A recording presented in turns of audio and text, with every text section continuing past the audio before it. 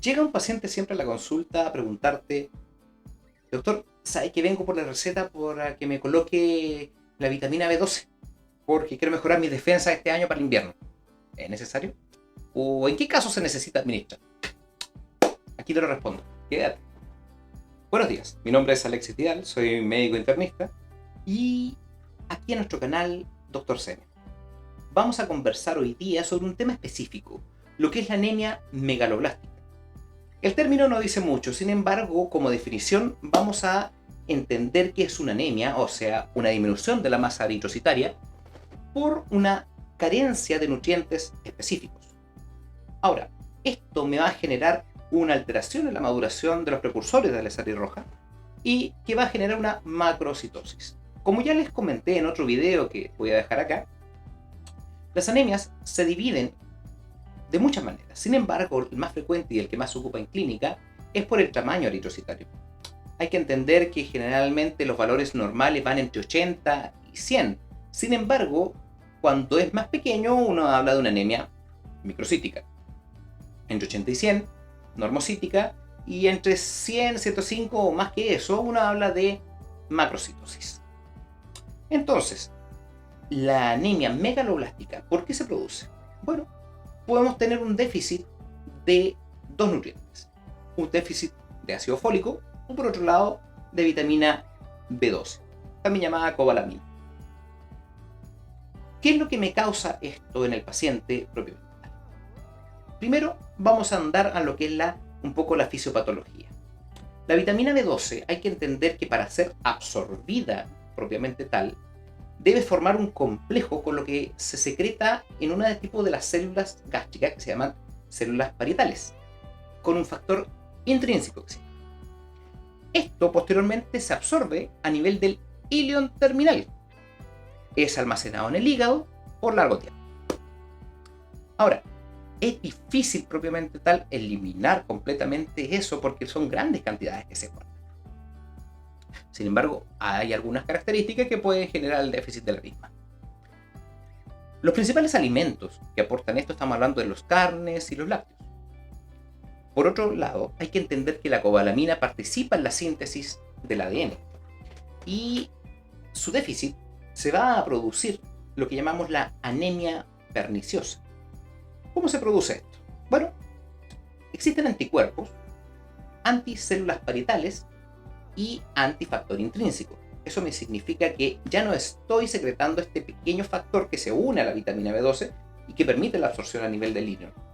Esto me genera pacientes en el fondo que son muchas veces veganos estrictos o que existe algún tipo de compromiso también de ilion terminal, pueden ser otras causas también de esto, como por ejemplo la enfermedad de Crohn. Ahora, el otro factor que me habla de una anemia megaloblástica o macrocítica en realidad es la déficit de folato de ácido fólico. Esto generalmente va a estar dado en la alimentación por lo que son las verduras verdes, las frutas, y las reservas son un poco más limitadas. Estos se depositan a nivel del hígado, riñón y un poco a nivel eritrocitario. Hay que entender en el fondo que el ácido fólico permite la conversión de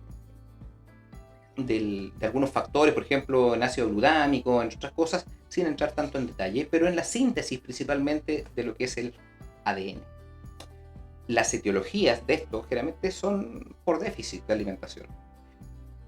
Por ejemplo, lo que es el alcoholismo o algún tipo de síndrome de mala absorción, como lo que es la enfermedad celíaca, estrés tropical, el síndrome de la asa ciega, entre otros.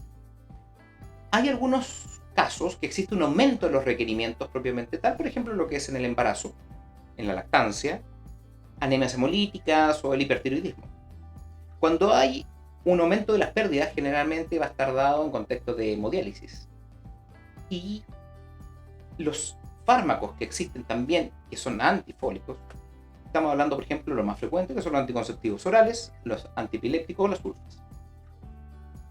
Ahora, si nos vamos al diagnóstico propiamente tal, hay que entender en el fondo como la clínica que el paciente vamos a tener como un síndrome anémico. Eso significa una mayor somnolencia, fatigabilidad fácil, astenia, adinamia, depresión, sensación de frío, taquicardia, disnea. Y vamos a tener algunos síntomas un poquito más específicos respecto a la etiología. Por ejemplo, aquellos síntomas gastrointestinales que podría tener un poco de pirosis, dispepsia, constipación, glositis, epigastralgia.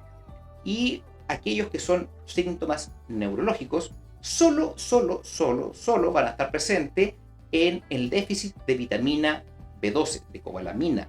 No van a estar presentes en el déficit de ácido fólico, y esto es súper importante. ¿Por qué? Porque si el paciente me presenta algún tipo de déficit de B12 y yo no tengo la posibilidad, y el paciente está con síntomas neurológicos, pero yo no tengo la posibilidad de saber si es ácido fólico o B12 lo que le falta, me veo en la obligación de suplementar ambas. ¿Cuál primero? El B12. Porque si yo administro el ácido fólico primero, aumento los síntomas neurológicos, lo cual puede ser deleterio para el paciente. Súper importante, sumamente importante. Por eso es importante entender que solo los síntomas neurológicos van a estar presentes en el déficit de vitamina B12 o cobalamina. ¿Qué síntomas neurológicos vamos a tener? Bueno, parestesia, que son simétricas. Vamos a tener inestabilidad en la marcha, hasta ataxia podemos llegar a presentar en el paciente, paraplegia, pérdida de control de esfínteres, en casos más graves. Obviamente a mayor edad los síntomas son un poco más sutiles y muchas veces lo vamos a ver presentado con un delirium pero hipoactivo. Por otro lado, al examen físico, bueno, vamos a tener la palidez típica de la anemia, la glositis, con esta lengua de papilada propiamente tal, quelitis angular, vamos a tener edema de extremidades inferiores, visionomegalia puede tener un poco de petequias, equimosis. Y una de las cosas importantes que hacen pensar también en accidentes vasculares, hiporreflexia, Babinski positivo, puedes tener un poco de Romberg. Entonces, todo esto es súper importante a entenderlo antes de pensar en el fondo en cualquier cosa. Ahora, ¿cuál es el diagnóstico de laboratorio propiamente tal? Bueno, lo primero que tenemos que pedir, como ya les he ido mencionando, es un hemograma. Lo más típico y siempre, lo primero, es el hemograma. ¿Por qué? Porque vamos a tener un tipo de anemia. Ok, de acuerdo, sí. Pero macrocítica, con un BCM elevado, sobre 100, sobre 105. Esto me hace pensar en el fondo ya en un déficit de este tipo. Sin embargo, mientras mayor sea el compromiso, el paciente puede llegar a presentar una pancitopenia. Hay que recordar en el fondo que estos elementos me sirven también para la secreción celular. Y su déficit significa que la fábrica de la célula se queda sin materia prima. Por eso me va a generar incluso una pancitopenia.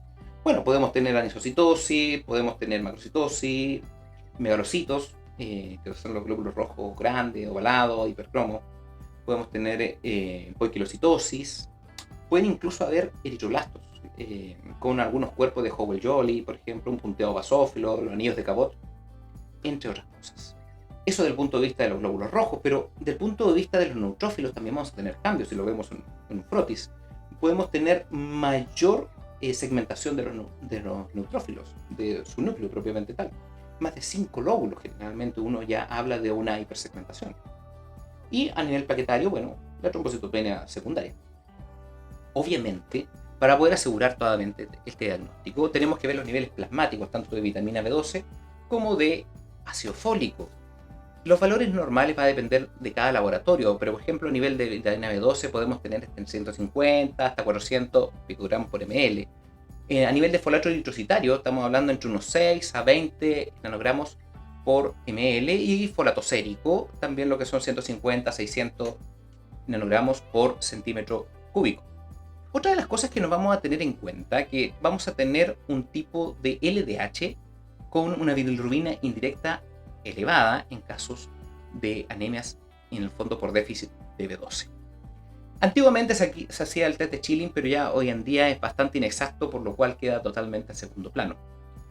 En casos más extremos y ante la duda siempre de un proceso secundario, hay que hacer una biopsia médula ósea. Me es útil para diagnosticar, sobre todo en pacientes de tercera edad, por ejemplo, lo que son cuadros secundarios, como lo que es la mielodisplasia o procesos de mieloptisis, como por ejemplo lo que es el linfoma, en caso, por ejemplo, de una pancitopenia. Ahora, ¿qué vamos a ver en la biopsia médula ósea si es una anemia megaloblástica? Bueno, vamos a tener primero una asincronía núcleo-citoplasma, con la megaloblastosis propiamente tal, y una hiperplasia eritroide. Ahora, el tratamiento, como ya les iba comentando, lo más importante es suplementar la vitamina B12. Si los niveles están normales y veo que hay déficit solamente de folato, bueno, uno suplementa solamente el ácido fólico. Sin embargo, hay que descartar, como ya les dije, el déficit de vitamina B12. Ahora, hay que entender que no solamente se trata de dar un comprimido, dar las inyecciones que se requieren, sino que saber por cuál se produce todo esto. Por ejemplo, una endoscopía alta me va a permitir saber si existe algún tipo de factor gástrico eh, que me permita la falta de absorción, biopsias, por ejemplo, o incluso una colonoscopía con biopsia de hilo terminal, también me va a permitir en el fondo saber por qué se produce.